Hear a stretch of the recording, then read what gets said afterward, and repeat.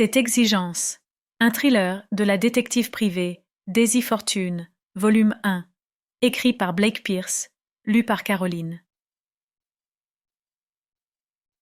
Prologue. Le soleil matinal brillait sur la mer Égée, et une légère brise faisait bruisser les palmiers, ce qui promettait une belle journée en mer. Tout le monde dormait encore lorsque Adila Saïd se réveilla dans sa cabine, située à l'étage réservé aux employés. Elle enfila son uniforme de femme de chambre et emprunta l'escalier menant au pont principal. Elle coiffa ses cheveux noirs de jais en un chignon bas et se dirigea vers la cuisine, bien trop distraite pour remarquer le luxe et la richesse qui l'entouraient. Un pamplemousse rose. Son employeur tenait à avoir un demi-pamplemousse rose chaque matin et il était très exigeant. Le moindre coup sur la peau du pamplemousse pouvait constituer un motif de licenciement. Adila était persuadée d'avoir utilisé le dernier pamplemousse rose du garde-manger la veille. Elle se mordit les lèvres et accéléra le pas. Elle doutait que le chef cuisinier, Ramon, ait pu se réapprovisionner pendant qu'ils étaient à la marina. Il était bien trop ivre.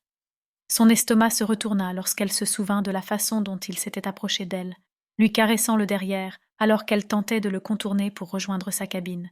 Quel incapable! Ils sont tous pareils. On ne peut faire confiance à aucun d'eux.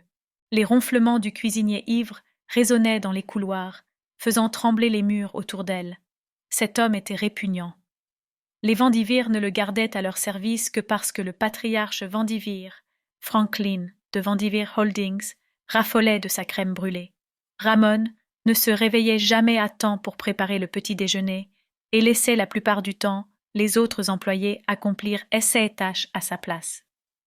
En chemin vers la cuisine, Adila sentit l'odeur du café fraîchement préparé. Mila. Heureusement qu'elle était là. « Bonjour », salua-t-elle son amie qui s'affairait autour de la table pour préparer les plateaux. « Est-ce que tu sais s'il nous reste du pamplemousse rose ?» Mila leva les yeux, les pommettes rosies par l'effort. « Oui, j'en ai trouvé un dernier au fond de la corbeille. »« Oh, Dieu merci !» répondit Adila en s'essuyant le front du revers de la main.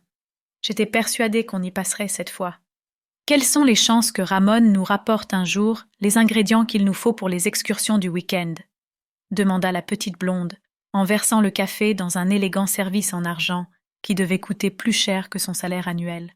Elle était consciente de la chance qu'elle avait d'avoir décroché ce travail et de voyager à travers le monde sur un élégant yacht.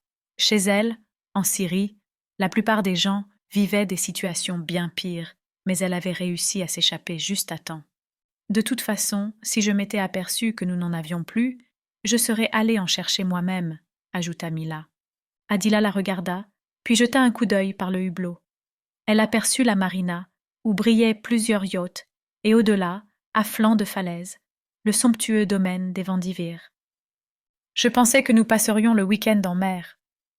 Ramon m'a indiqué que nous avions été rappelés au port, dit Mila en secouant la tête. Pourquoi ? Est-ce qu'on annonce du mauvais temps ? Une dispute entre les Vandivire. À propos de quoi ? Mila haussa les épaules. Cela faisait longtemps qu'elles avaient cessé d'essayer de comprendre les caprices et les comportements injustifiés de leurs employeurs. Les disputes et les crises de colère étaient presque quotidiennes. Eh bien, Ramon a encore trop bu. Nous ferions mieux de nous assurer qu'il reste assez d'alcool pour les Vandivire, dit Adila en secouant la tête. Le jeune Jacob Vandivire était le propriétaire de ce yacht. Il était issu d'une famille fortunée, habitué à que tout lui soit servi sur un plateau d'argent.